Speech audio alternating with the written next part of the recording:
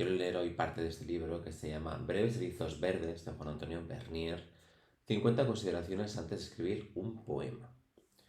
¿Vale? Lo vi por ahí, a Bernier no he leído nada, tengo un libro de poesía de él completa que le tengo muchísimas ganas, pero no sé, voy a empezar con él. Pero voy a empezar con este libro, ¿no? Que es una especie como de cuaderno de ayuda para escribir poemas, reflexiones que de alguna forma van a hacer que, no sé, espero que mi cabeza explote, ¿no? Y que vea cosas que hasta ahora no había visto. No sé, como la forma definitiva de cómo crear poemas, ¿no? O poesía, que no creo que exista una forma definitiva ni única, pero bueno, creo que es una metodología interesante. Es un libro muy cortito y voy a ir leyendo pues esas consideraciones que Bernier, valga la redundancia, considera para poder escribir poesía. Y vamos allá, vamos por el principio, como diría aquel. Bueno, hacemos una pequeña reseña del autor o una pequeña biografía del autor que dice: Juan Antonio Bernier es profesor, traductor y gestor cultural. Como poeta es autor de La Costa de los Sueños, El átomo de 1988, Así procede el pájaro de Pretextos 2004, Premio Ojo Crítico de Poesía 2005, Árboles con tronco pintado de blanco, Pretextos 2011 y Letra y nube en Pretextos 2017. Como traductor e investigador ha publicado Un silencio radiante, 8 poetas búlgaros contemporáneos y bueno, veo aquí muchísimas colaboraciones, no voy a leerlo todo porque va a ser un peñazo. Tiene una trayectoria bastante importante. Y por último nos dice que recibió el Premio Nacional de Difusión de la Lectura durante su labor como director del Festival Internacional Cosmo Poética, Poetas del Mundo en Córdoba, junto a Carlos Pardo y Fruela Fernández. El libro dice así: a través de 50 consideraciones elementales, con un estilo ameno y personal, Breves rizos verdes invita a pensar en la poesía en un momento anterior a la escritura del propio poema. Una reflexión sobre la poesía, pero también sobre la vida. Para empezar, definición de poesía. Utilidad de la poesía para dar una lengua a una lengua, el poeta del dedo. Y bueno, aquí nos dice una serie de índices sobre la retórica, la métrica. Métrica, existe eso. Sobre la rima, figuras retóricas, metrología, superación de la métrica. Me interesa esto, superar la métrica. Sí, gracias. Y bueno, una serie de índice bastante interesante. Para empezar, nos dice Bernier: mi turno de palabra. Todo aspirante a poeta debería preguntarse: ¿en qué lo gastaré? Interesante, muy interesante. ¿Qué gastaré yo? ¿Es todo esto? La definición de poesía. Esto yo creo que es complejo decir que es una definición de poesía, pero dice así. La poesía es, o debería ser, el resultado supremo del uso de una lengua concreta. Y en este caso, cuando habla de lengua, yo creo que también habla de lenguaje y de forma de escribir, de forma de expresarse, de utilizar referentes, de utilizar recursos estilísticos o incluso su propia voz, ¿no? La propia voz del poeta. Es muy complicado hablar de la propia voz o encontrar una voz propia. Ya hablaremos un día sobre esto. Yo creo que voy de camino a encontrarla. Todavía creo que me queda bastante trecho. Me pasó con el dibujo y la pintura, ¿no? Hay que practicar mucho, hay que escribir mucho en este caso para, de alguna forma, desligarte de tus referentes. Es muy, muy complicado. Desligarte entre comillas, porque tampoco es bueno desligarte del todo, ¿no? Tenerlos ahí, de alguna forma que se vea de dónde vienes, pero que no se vea a dónde vas, ¿no? El a dónde vas tiene que ser algo propio, ¿no? Un camino torcido, como el camino de la brujería. Yo creo que es interesante encontrar la propia voz narrativa de un escritor. Nos habla sobre la utilidad de la poesía. Quizás ya no podamos decir, en palabras de Keats, que los poetas son los legisladores, anónimos de la humanidad. Pero sí, con Amijay, apoya tu mano en mi hombro, porque mi hombro sabe cosas que tu cabeza no soñará y no dirá a tu boca. Bueno, esto me parece muy guay. Creo que ha venido alguien. ¿Ha venido alguien? He visto un icono por ahí que ha hecho cosas.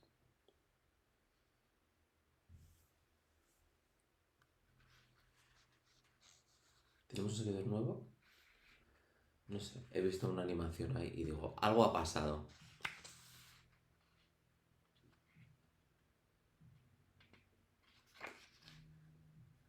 Paladear una lengua con la lengua. Para escribir un poema en la lengua concreta que brota diariamente de nuestra boca, es necesario paladearla, saber su sabor, paladear nuestra lengua con la lengua. Estoy paladeando. Paladeando con la lengua. Eso es muy, muy, muy, muy interesante. Paladear nuestra lengua con la lengua. Toma el regustillo ese, ¿no? Dale una vuelta al lenguaje corriente en común. El poeta del dedo índice. Según Vaso, si fuese posible señalar a la humanidad entera, incluso a una sola persona, aquello que merece ser indicado en nuestro peregrinaje solitario, podríamos prescindir de la escritura del poema. Denominemos en esta clase exquisita y solidaria de poesía poemas del dedo índice.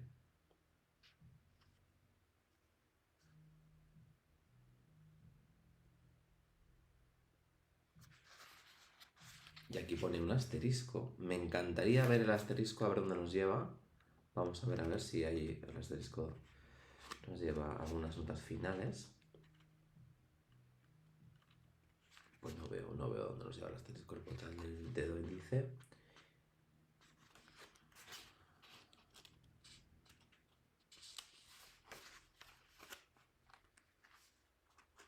No nos lleva a ningún lado. Sorpresa. Pero muy bueno. Denominemos a esta clase exquisita y solidaria de poesía poemas del dedo índice, es decir, el aquel. Señalemos. La finalidad de la poesía. Las palabras se gastan con el uso. La poesía es un intento de crear maneras novedosas y por ello más eficaces de volver a decir te quiero. Y añadiría te odio también, ¿no? Porque muchas veces la poesía sí habla de te quiero, se habla de amor, habla de... no sé cómo decirlo. Amar las palabras, expresar de una forma diferente, lírica, poética, no sé cómo decirlo sin repetir palabras, pero a veces es más importante decir los te odios, ¿no? Que los te quieros. Y cuesta más sacarlos. Y también que quedan de una forma muy, muy poética, ¿no? Porque decir hijo de puta es muy fácil, ¿no? Pero decir hijo de puta con elegancia en un poema, eso ya es otra cosa. Hola, sí, te seguí. Hola, ¿qué tal, Juan? Bienvenido. Es que he estado poniendo cositas nuevas por aquí en el OBS y me aparecen ya los chats y quién viene, quién sale, ese tipo de cosas. Entonces, pues oye, muy guay. Poesía eres tú. Hasta donde sabemos, la poesía no es un animal bípedo.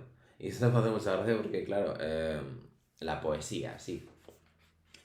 La poesía eres tú. La poesía es el poeta, la poesía es el lector muchas veces.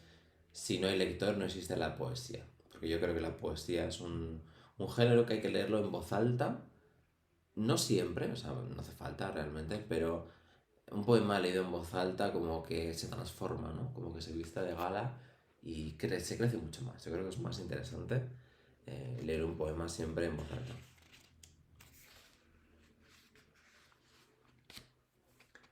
La ubicuidad de la poesía. La poesía está en todas partes, pero no me refiero a la luna o las puestas de sol, sino a la prosa, la ciencia, la filosofía, la religión, el arte, la moda, la música, el cine, el deporte, las costumbres, la gastronomía, la conversación.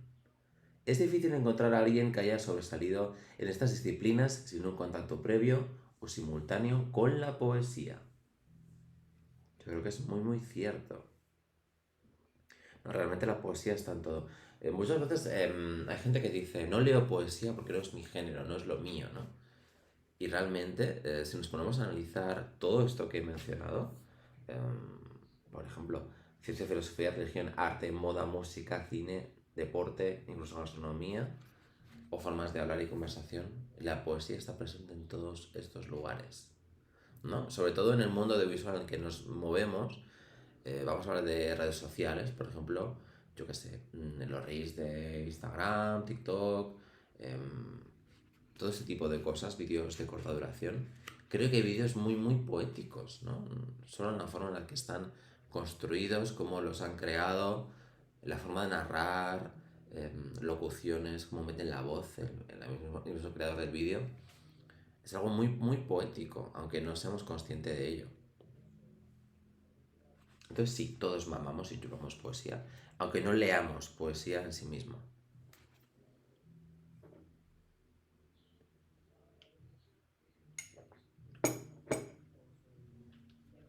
Humildad de la poesía. Reconozcamos que la poesía no es absolutamente indispensable para la vida, al menos en Marte. Eso también. Tengo ahí unas voces acopladas, vamos a parar un poquito, un segundito, ahora vengo.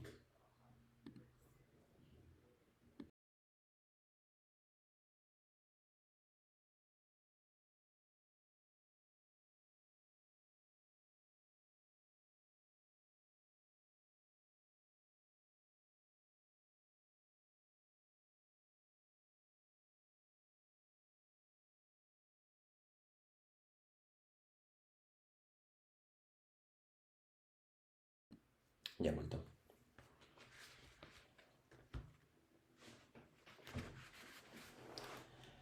La humildad de la poesía. Reconozcamos que la poesía no es absolutamente indispensable para la vida, al menos en Marte. Y esto es algo muy interesante. Em, lo he visto en poetas vivos, sobre todo, ¿no? Con los poetas muertos, pues de momento no he hecho ouija con ellos, no he interactuado con ellos, pero sí que es verdad que hay una especie como de halo dentro de los poetas, sobre todo los que son muy consagrados, que llevan mucho tiempo, o los que reciben algunos premios importantes, como de algo inalcanzable, ¿no? Como de gente de la élite o algo así. Pero realmente no olvidemos que la poesía es poesía, sin más, es un género más. No es ni más que narrativa, que teatro, sin más. Poetas, los poetas son poetas, la poesía es poesía y ya está. Yo creo que la poesía debería ser de la calle. Y si no es de la calle, pues estamos hablando de otras cosas, ¿no? Debería llegar a la gente de a pie. Yo creo que es importante, ¿no? Hacer una poesía actual, reivindicativa, conectada con nuestro tiempo y a la que tiene que haber humildad. Sobre la técnica. Un poema no se escribe con las manos. Vale, bien. Esto como no como yo. No se escribe con las manos, se escribe con la cabeza, se escribe con el gusto, con la vista, con qué se escribe un poema, ¿no? Podremos debatir aquí largo y tendido. No se escribe con las manos, pero sí que tiene que haber una técnica, pero es más, yo añadiría que la técnica tiene que estar tan interiorizada que apenas tiene que verse, ¿no? Tiene que haber recursos, tiene que haber dinamismo, para que no siempre sea lo mismo, pero de alguna forma eso tiene que pasar, yo creo que desapercibido, por lo menos para el ojo que no está entrenado. Sobre la métrica, interesante. Llamamos métrica la combinación armoniosa de un número finito de sílabas y a la distribución exitosa de los golpes de voz en ese intervalo de tiempo. Al tratarse de un hecho físico, cada lengua impone su métrica obedeciendo a las leyes superiores a las humanas, las de la naturaleza. Vale. Del mismo modo que un río no elige su curso, sino que lo obedece. Toma ya. O sea, somos ríos que soltamos cosas, ¿no? Y van yendo por su curso. Yo tengo que contar sílabas y sí con los dedos. Bueno, pues es otra forma de escribir. Me parece bien. No te digo que no, Juan. Por ejemplo, yo lo que escribo es verso libre. Entonces, en el verso libre parece que hay una libertad absoluta para escribir y no la hay realmente. Lo que no hay realmente es métrica. No hay métrica y salirse de eso es muy complicado, porque por ejemplo con las rimas, ¿no? Tendemos a rimar siempre. No sé si es por nuestra educación, desde pequeños hemos escrito poemas que rimaban, tanto rima sonante como consonante, y te pones a escribir en verso libre y inconscientemente tu cerebro hace que rime todo. Y lo difícil es salirse de ese patrón, es súper complicado.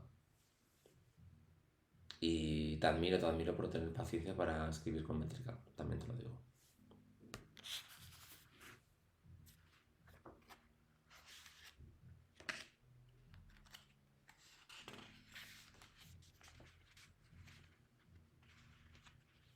Sobre la rima. Cuando no es necesaria, resulta innecesaria. Disculpad la obviedad, pero nunca disculpéis en un poema.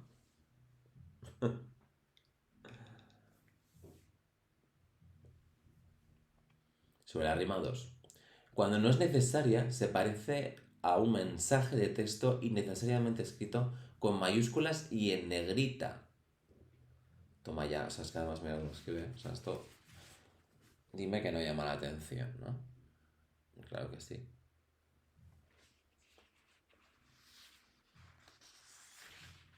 Sobre la rima 3, hay varios apartados, ¿eh? En poesía contemporánea, la rima suele resultar un instrumento musicalmente divertido. En una orquesta sería el triángulo. Pues toma ya lo que acaba de decir. ¿Eh? Sí, sí, sí, el triángulo realmente. ¿Qué hace el triángulo, no? En una orquesta. ¿Cuál es la repercusión que tiene? Funciona, sí, tiene un ritmo también, pero sería totalmente prescindible, ¿no? No, si no hay un triángulo en una orquesta, dirías, pues no, da igual, ¿no? Por cierto, me encantaba tocar el triángulo cuando era pequeño. Me parecía como muy, muy divertido. Sobre la rima 4, pese a todo en estadios anteriores y posteriores al nacimiento de la escritura, la poesía ha sobrevivido en la memoria de los seres humanos gracias a la rima. Entre sus muchas funciones, esta permanece vigente. Totalmente de acuerdo. Es importante que siga existiendo la rima. No es para mí, te lo digo, porque hace muchos años que no, mis versos no riman. Pero es muy importante, sobre todo en culturas orales, ¿no? Por ejemplo, en pueblos celtas, ¿no? En la que había una cultura de transmisión oral. Muchos poemas, muchas sabidurías, muchas cosas nos han llegado gracias a esa transmisión oral que después fueron escribiendo, pues por ejemplo, sacerdotes cristianos, ¿no? Recopilando las leyendas populares, fueron transcribiendo todos esos poemas y todas esas batallitas o cuentos que se contaban de forma oral. Y con la poesía pasa igual. De hecho, no olvidemos que dentro del druidismo, en algunas órdenes existían los bardos, ¿no? Que eran realmente los que cantaban esas gestas, esos cuentos, esas batallas, y lo hacían de forma rimada, porque yo creo que era mucho más fácil de memorizar. Pero estamos hablando de los poemas, la poesía se remonta a la antigüedad, yo creo que fue el principio casi. Figuras retóricas, mito o realidad. El poeta a menudo es el primer sorprendido de su existencia, al contrario que los profesores de literatura. El poeta suele apreciarlas a posteriori. Pues esto yo estoy bastante de acuerdo. Ujú. Estoy muy de acuerdo porque nos ponemos a escribir y de repente, cuando estás en la fase quizás de corrección o de análisis, empiezas a ver cosas y figuras retóricas y dices, coño, esto lo he hecho yo sin darme cuenta, ¿no? Y empiezas a analizar todos los porqués y por qué ha aparecido esto y es interesante, ¿no? Es como encontrar, no sé, un horrocrux, ¿no? Dentro de imágenes de la biblioteca, ¿no? Un libro maldito. De repente, ¿no? Dices, coño, aquí hay un libro, ¿no? Y había pasado supuestamente desapercibido, ¿no? Antes que eso. Aquí nos habla de la superación de la métrica. Roto el acorde, suena otra música. Y esto es muy cierto también. Eh, Cuando dejas de contar versos, de tener en cuenta la métrica, cambia el poema, cambia la poesía. Y como digo, no es nada fácil porque no sé si es por lo que he dicho antes, estamos como preparados desde pequeños a hacer versos con rimas, que luego cuando quieres hacer otra cosa y deconstruirte entre comillas y tirar por verso libre, se hace un mundo, ¿no? Es una montaña bastante grande. Sobre la tradición. Conviene reflexionar sobre la diferencia entre beber agua de un río directamente de su fuente, a mitad de su curso o en su desembocadura.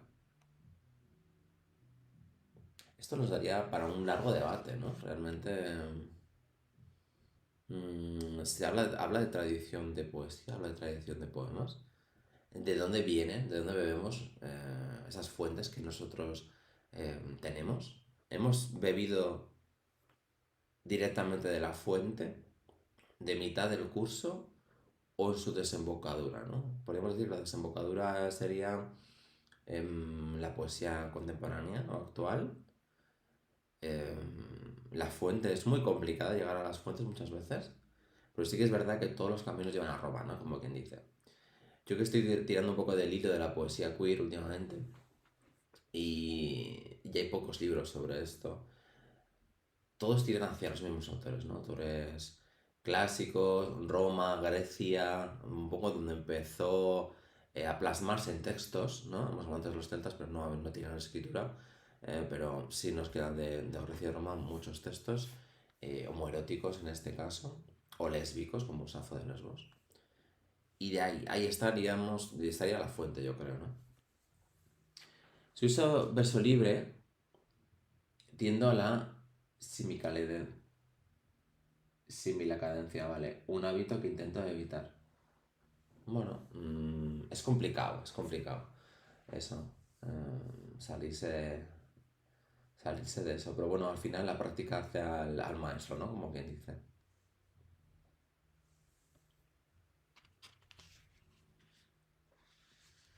Poesía popular. Una inmensa porción de la mejor poesía de cualquier cultura, por distantes en el tiempo y en el espacio que puedan parecernos, no ha sido escrita sino compuesta por hombres y mujeres analfabetos. Y esto ya me explota la cabeza con esta afirmación, pero creo que tiene razón.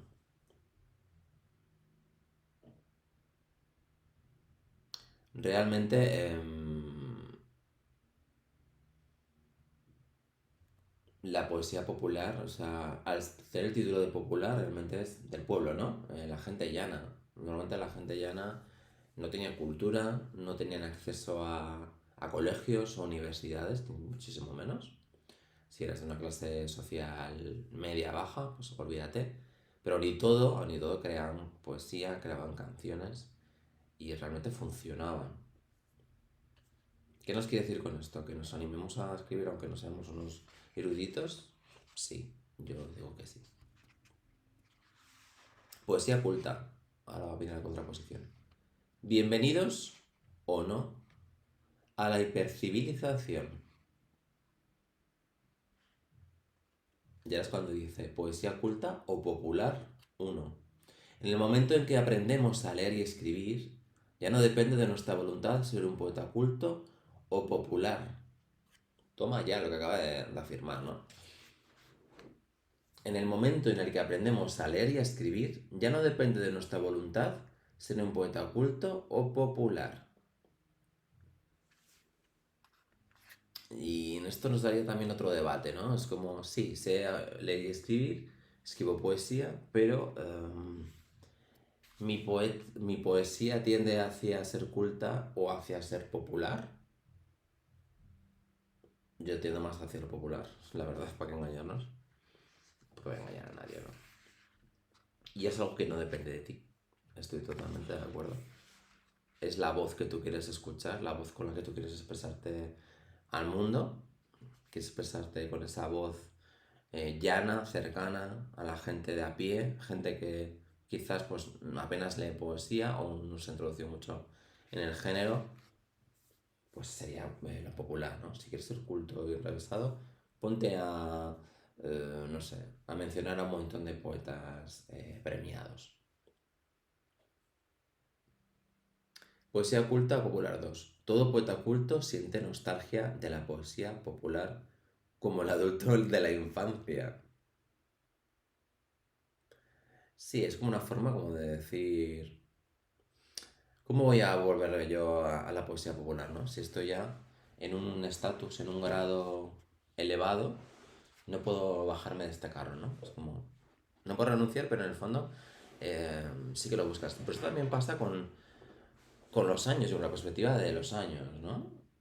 Volver a escribir con esa frescura, con esa inocencia del principio, cuando uno empieza a hacer sus primeros versos, sus primeras líneas, eso ya no vuelve, ¿no? Una vez que ya tienes cierto bagaje, esa frescura, esos recursos estilísticos que de alguna forma luego aparecen, como hemos mencionado antes, de forma sorprendente, dices, ahí va, esto es una literación, ahí va, esto es un, yo qué sé, cualquier recurso, ¿no?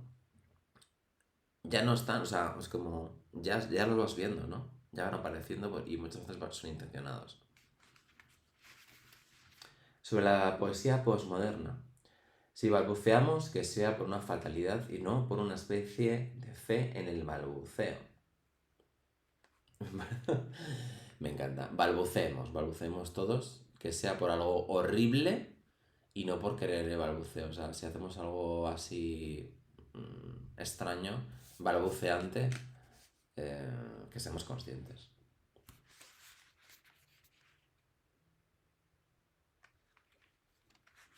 Poesía y realidad. En la gran poesía es pura coincidencia. Bueno, continúo con el siguiente apartado, porque creo que van unidos. Poesía y verdad. Un poema logrado me recuerda a menudo al momento en que, en una conversación entre verdaderos amigos, tras horas y horas de parloteo, se cuentan por fin una pequeña verdad, por pequeña que sea. Vale, podríamos hablar sobre la poesía y la autobiografía, ¿no? O qué tiene de autobiográfica estos poemas o esta poesía sobre este poeta.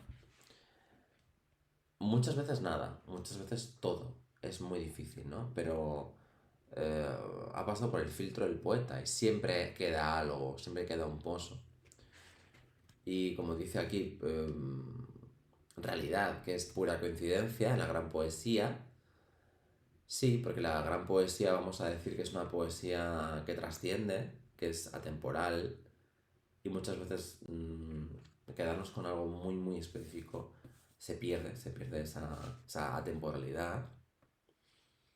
Pero yo creo que es importante también que haya un poco de verdad, ¿no? Que haya verdad y que sea un reflejo de lo que vive y siente el poeta. Que sea una especie como de diario, de a bordo. Como dice aquí, tras horas y horas de parloteo, se cuentan por fin una pequeña verdad, por pequeña que sea.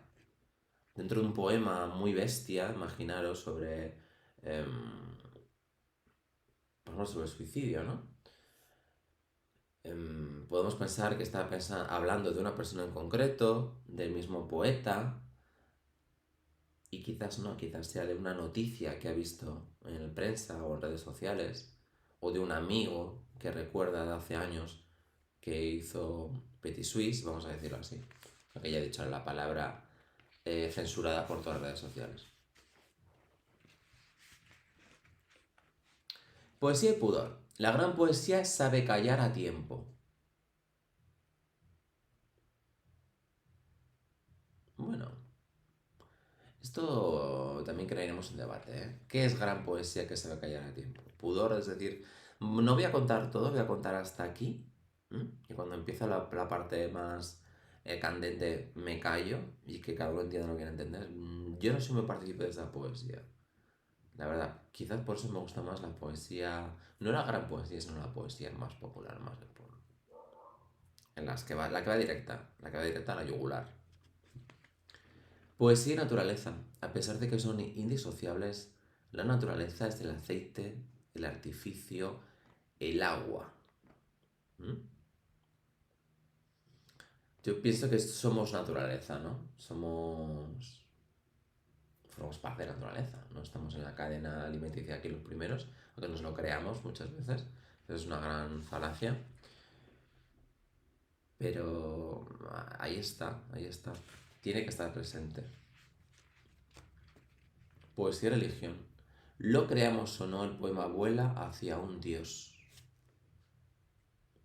Y me gusta que no especifique hacia Dios, sino hacia un Dios, ¿no? Aunque lo pone en paréntesis, pone hacia Dios o un Dios. Lo que cada uno elija, también os lo digo.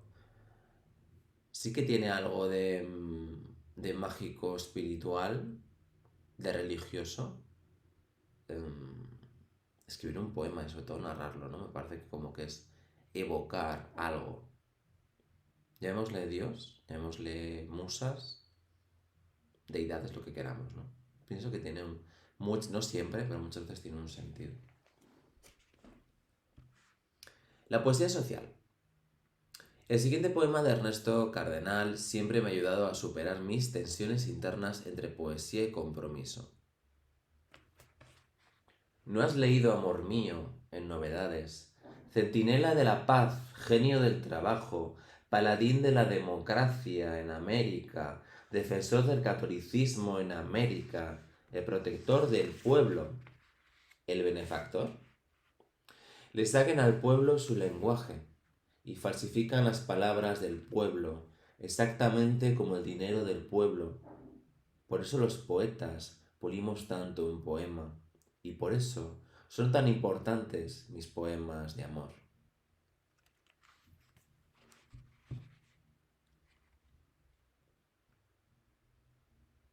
Un buen ejemplo de poesía social.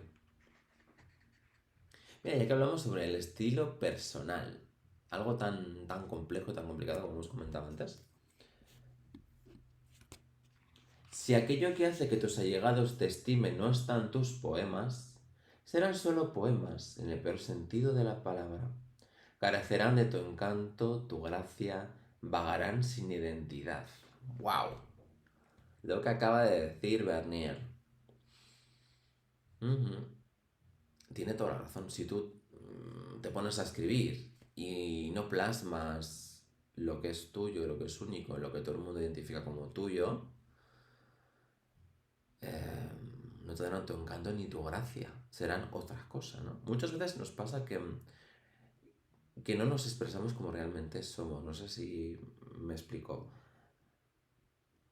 Como que tenemos una cara a la galería o una personalidad, una forma de expresarnos quizás más apocada, quizás con más remilgos, más, como diría, censurada, ¿no? Entre comillas, un poquito de autocensura, ¿no? Dices, voy a ser yo, o sea, soy yo, pero la versión censurada, ¿no? Sobre todo en según qué ámbitos, por ejemplo, laborales, ¿no? Pero luego ya en amigos, ya en familia, somos nosotros mismos. Ya hablamos sin tapujos, decimos palabrotas, nos cabreamos cuando tenemos que hacerlo, nos ilusionamos cuando tenemos que hacerlo. En cambio, en otros ámbitos estamos como más encorsetados, ¿no?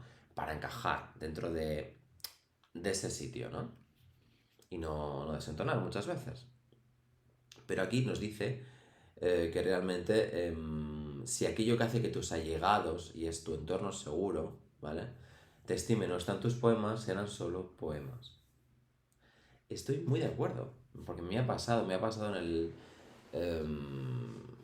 con poemas antiguos o formas de narrar de hace bastantes años, que sí que me veía yo como censurado, autocensura, ¿no? Decía, vale, soy yo, pero soy el yo del trabajo, soy el yo capado, no soy el Diego del lugar seguro, ¿no? Muchas veces, si escribimos un poema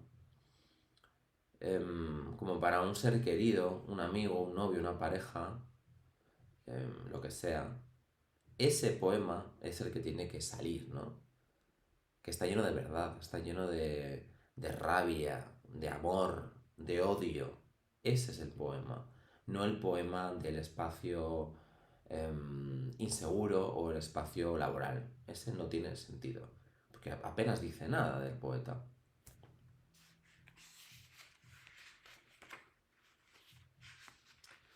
Sobre la voz personal. Para empezar, evita la adicción de los presentadores de telediario, de los líderes de masas y de los iluminados. Esto pasaría mucho con el tema de YouTube, ¿no? Por ejemplo, cuando empecé hacer vídeos en YouTube, al final inconscientemente buscas parecerte a ese youtuber que te mola y empiezas a hablar como esa persona y empiezas a hacer los mismos gestos, a vestir igual, el fondo de la estantería es parecido y al final dices, pero a ver qué coño estoy haciendo, ¿no? O sea, yo soy como soy y ya está. Y aquí nos habla precisamente de esa evitar la adicción de presentadores de telediario, de los líderes de masas y de los iluminados, porque son formas de narrar, vuelvo antes, como muy encorsetadas, muy típicas, muy de manual, ¿no? De manual de, no sé, como de, no he estudiado eso, pero me imagino que es como de manual de comunicación audiovisual, ¿no? De la carrera. Hay que decir así, esto se lee así, son locuciones muy planas, muy asépticas y ya está, ¿no? Luego realmente esa gente no habla así por la calle. O lo ves fuera del telediario o en una entrevista quizás más personal y te sorprende, ¿no? Dices, coño, si es que habla de otra forma diferente. Tiene hasta gracia, tiene hasta palabras propias, ¿no? Está leyendo un texto que le han dado.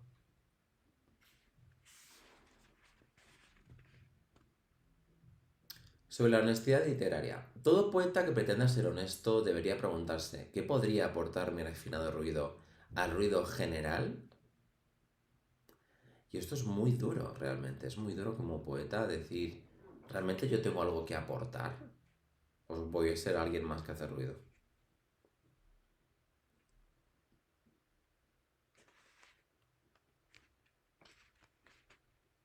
Recitar un poema. Como cualquier partitura, en este caso verbal, un poema es susceptible de ser interpretado en su ejecución siempre que se respete la partitura. Cualquier alteración mientras se ejecuta la partitura podría indicar una insuficiencia sonora de nuestro poema, como el fraseo de una canción que no encaja sino a la fuerza en su línea musical. Yo creo que es muy complicado recitar un poema. Recitarlo bien es muy, muy, muy complejo. Yo creo que para recitarlo bien es como cantar una canción. Hay que ensayarlo mucho. Más que ensayarlo, leerlo, releerlo y volverlo a leer y decir, este es el tono, este es lo que quiere decir el poeta o la poeta sobre este tema. ¿No? Eso es complejo, es complejo. Y sobre todo en literatura o en poesía más bien contemporánea, lo veo más complicado, ¿no? Porque cómo lees unos paréntesis, cómo lees unas mayúsculas, cómo lees unos saltos de línea. Es complicado, ¿eh? O sea, a nivel visual se entiende, creo que lo entendemos todos, pero a la hora de narrarlo, transmitir eso mismo y saber interpretarlo, yo creo que es bastante complejo. Talento, ¿cómo sabes si lo tengo? Como en una novela de misterio, solo lo descubrirás al final del último capítulo de tu propia obra. Casi nada. En el último capítulo, cuando queden poquitos pasos, ¿no? Para ir al otro mundo, al otro barrio, como diría mi padre, al cortijo de los callaos. Ahí, en el último capítulo de tu propia obra, descubriremos si hemos tenido talento o no. Mientras tanto, sigamos haciendo como que nos lo creemos, ¿no? Ser o no ser. En el polen de ideas de nuestro tiempo flota con insistencia un aserto que me permite subrayar. Si un poema no es necesario y urgente para nosotros mismos, rara vez lo será para los demás.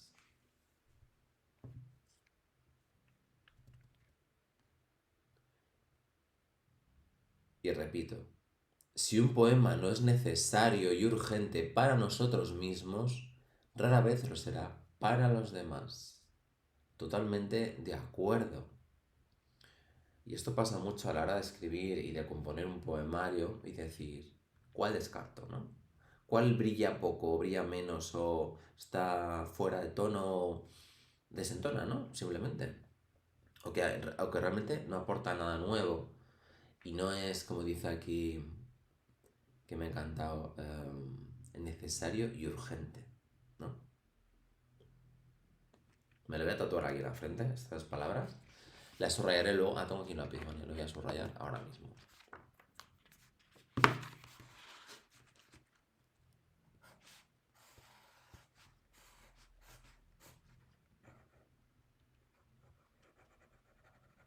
Subrayado. Subrayado con dibujito de corazón. Ahí está. Factores extrapoéticos 1. Crear un poema es un fenómeno absolutamente independiente de su publicación. Obedece a una lógica propia y autónoma, artística, estética, afectiva e intelectual.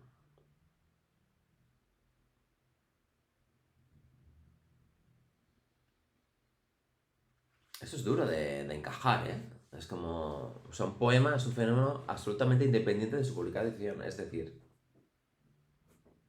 tenías que hacerlo, es artístico, es estético, es afectivo e intelectual. Y no tiene por qué ser publicado. No tiene por qué formar parte de algo, salir a la luz, ¿no? Porque al final publicar es como desnudarte un poco. No todo es publicable, eso lo suelo decir yo mucho. Y eso no significa que sea algo malo, simplemente puede ser tan íntimo que por eso no lo publicas, ¿no? Por ese tipo de cosas me enfada muchas veces cuando muere algún escritor o escritora y publican todo lo que tenía en el cajón. Y muchas veces dices, ¿por qué lo has hecho, no? Es como desnudar a alguien y sacarlo a la plaza del pueblo. Es como, joder, pídele permiso. Evidentemente, pues esa persona ya no está entre nosotros y no pueden pedirle permiso, pero sería de recibo guardar esa intimidad, ¿no? Pero muchas veces, sobre todo a nivel editorial, nos encanta sacar todo y vender cualquier mierda, ¿no? Y no digo mierda porque sean malos poemas o malas obras, simplemente pueden ser obras inconclusas, obras demasiado íntimas como para haberlas sacado en su momento, por millones de cosas, ¿no? Por el momento que escribieron, por represión o autocensura, o porque simplemente no querían que saliera a la luz. Entonces, no respetar eso de un artista me parece bastante cruel. Y ahora me viene a la mente mucho los poemas de Emily Dickinson, ¿vale? Pues respecto a este tema. Factores extrapoéticos 2. Todo poema debe ser cuidadosamente preservado de lo que la poesía no es. El mercado editorial, la repercusión poética, la consideración social del poeta y la intención del autor.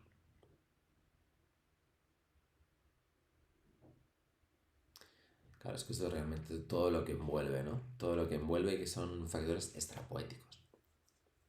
Y aquí directamente va la carrera poética. Es preciso distinguir entre carrera y camino. Prefieres siempre el camino.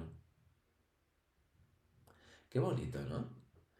Qué bonito y qué, no sé, me da como luz, me da esperanza, me da ilusión de seguir escribiendo sin esperar una carrera, ¿no? Sin esperar grandes pretensiones, ¿no? Escribo este poemario o me presento a este concurso para ganar X cosa, para tener cierta repercusión y tener una carrera de la hostia, pero me olvido del camino.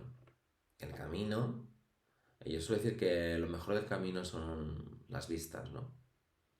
Todo lo que hay alrededor del camino. Entonces vas caminando por el sendero torcido, todo lo que te vas encontrando, ¿no? Todo ese paisaje de alrededor es lo realmente interesante y lo que te vas a llevar en esta vida. Porque muchas veces empiezas un camino y puede que nunca lo termines. Sobre la crítica. Aquello que te censuren, cultívalo. Porque eso eres tú. Dejó escrito Cernuda. Qué bueno, Cernuda Grande. Aquello que te censuren, cultívalo. Porque eso eres tú. Yo creo que en estos tiempos de censura de muchos temas, no solo a la autocensura, porque yo creo que ya he superado esa fase de autocensurarme. Ya con la edad que tengo ya tengo el culo pelado, como quien dice aquel. Pero sí es verdad, donde más llama la atención, donde la gente dice, uy, esto Esto no es muy fuerte, esto no es muy, muy íntimo. Ahí, sigue por ahí. Sigue por ahí. Y no habla de provocar, habla de ser auténtico. ¿Es posible traducir la poesía? Buen debate. Esta hilera de sauce nos recuerda que aquí una vez hubo un sauce. Yo creo que es posible traducirla, igual que traducimos otros géneros, pero sí que es verdad que se pierde mucho por el camino. Podemos entender el sentido, podemos entender la idea del autor o de la autora, pero, ostras, ese juego de palabras. Porque al final hacer poesía es jugar, se pierde, el juego cambia. Lecturas obligatorias. Suelo decir a mis alumnos que el placer es conveniente, pero no obligatorio. Su aceptación o rechazo constituye un ejercicio de libertad.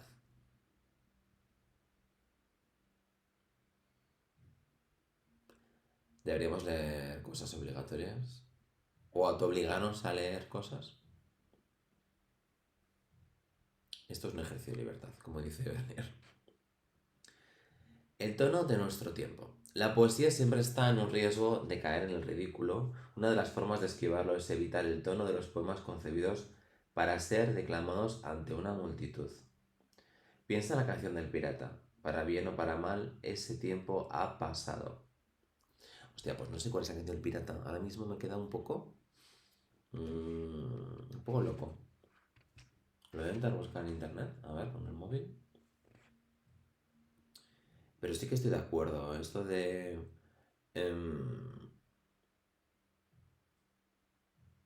buscar esa poesía para ser declamada ante una multitud. Pues no. Yo busco quizás algo más íntimo, más personal.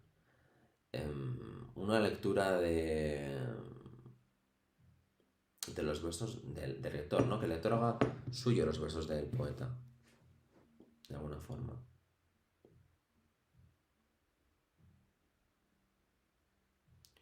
La canción del pirata.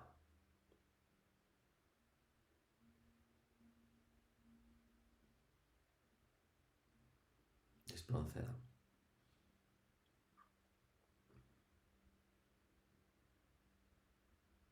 Ah, joder, el de con 100 cañones por banda. Joder, madre mía. Pues si digo la verdad, el título ahora mismo, ni me acordaba que se titulaba así. Con 10 cañones por banda, viento en popa a toda vela. No corta el mar, sino vuela un velero bergantín. Ha pasado esa época. Ejercicio poético 1. Examina dentro de ti las razones por las que te gusta un poema determinado y no otro. Ignora los motivos externos. Prestigio, recomendaciones, premios. Sé valiente y confía en tu gusto interior. Buah, esto me lo voy a guardar, vamos. Oro, eso es oro. ¿Qué realmente te gusta de ti un poema? ¿No? Es difícil separar, ese prestigio, esa recomendación, esos premios de un poeta. Muchas veces yo leo poesía y digo, ¿por qué ha publicado este poeta? ¿O por qué tiene tanta fama este poeta? ¿Por qué llega a tanta gente? Si a mí igual no me dice nada. A ver, lo respeto, yo siempre respeto todos los gustos, pero en este sentido yo no me autoengaño y digo, voy a buscarle algo, algo tiene que tener. No, si no me llama, no me llama, ya está. Da igual que tenga 500 premios. No, tiene que llegar. Ejercicio poético número 2. Traduce. Traducir a tu lengua un poema extranjero te obligará a desmontarlo pieza a pieza. El ejercicio no habrá concluido hasta que te guste casi tanto como en su idioma original y aprenderás algo más sobre tu propia lengua. Hostia, este lo voy a apuntar y me parece muy bueno. De hecho, hay varios poetas queer que no hay nada traducido. Me jode bastante. Porque yo no quería leer en inglés, pero son en inglés la mayoría que he buscado yo.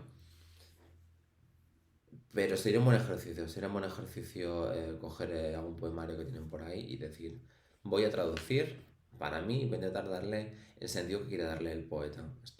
Eso es muy, muy complejo, pero lo apunto como ejercicio también.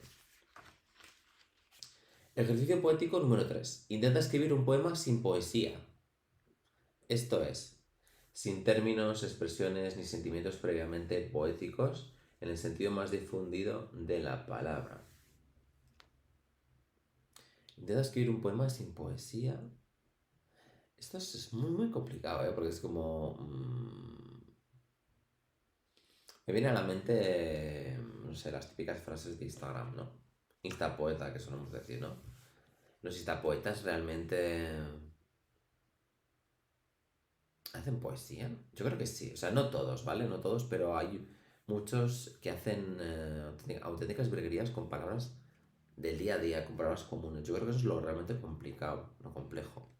Y aquí habla de eso, a escribir poemas en poesía, o que aparentemente, pues, no parezca que sea poesía, pero que realmente lo sea, ¿no? Poesía sobre la poesía. Existen innumerables poemas sobre la poesía. Mi favorito es este de Juan Larrea. Sucesión de sonidos elocuentes, movidos al resplandor. Poema. Es esto y esto y esto. Y esto que llega a mí en calidad de inocencia hoy. Que existe porque existo. Y porque el mundo existe. Y porque los tres podemos dejar correctamente de existir.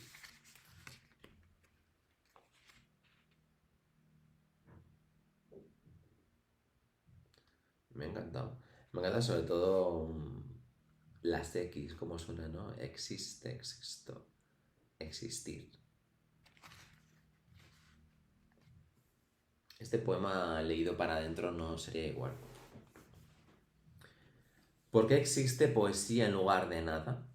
Tal vez porque usted exista. Escriba aquí su respuesta.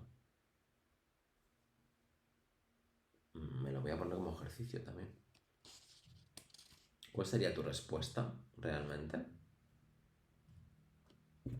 ¿Por qué existe poesía en lugar de nada? Deja aquí la respuesta.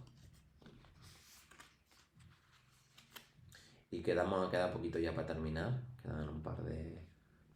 Tres apartados, vamos a decir. Y terminamos ya. Terminar un poema. Reconozcamos que poema y terminado juntos suenan fatal. No pasa lo mismo con acabado. Yo prefiero la expresión resolver un poema. Mira qué interesante. Con todo lo que implica problema, solución, exactitud, acertijo y acierto. Voy a adaptar ese término, me parece muy, muy acertado, la verdad. En vez de voy a acabar un poema, voy a resolver, porque suele ser mm,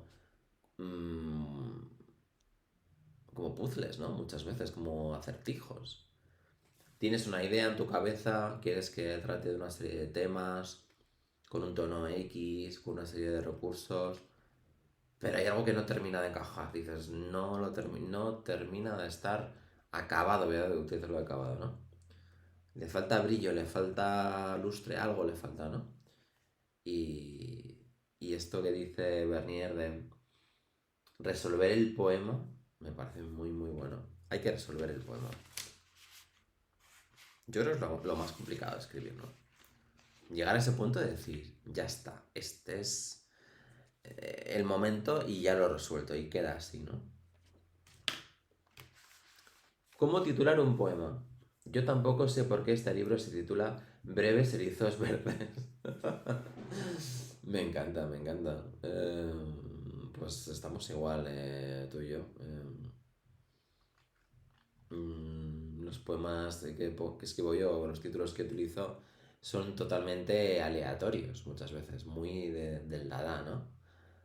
Tengo aquí este marcapáginas y digo, pues este va a ser, ¿no? Tontos libros y un poco... Ah, no, tantos libros, joder. Tantos libros y tan poco tiempo, pues podría ser esto. Un poema, el título. Y para finalizar, al final de sus Tractatus Logico Philosophicus, Fichte Wittgenstein propone a sus lectores que tiren la escalera por la que han subido una vez encaramados a ella. ¿Podría yo decir lo mejor? Propongo asimismo para concluir. El episodio en el que Barón de Munchausen consigue salvarse a sí mismo tirando de su propia coleta. Pues nada, me parece un final redondo, surrealista,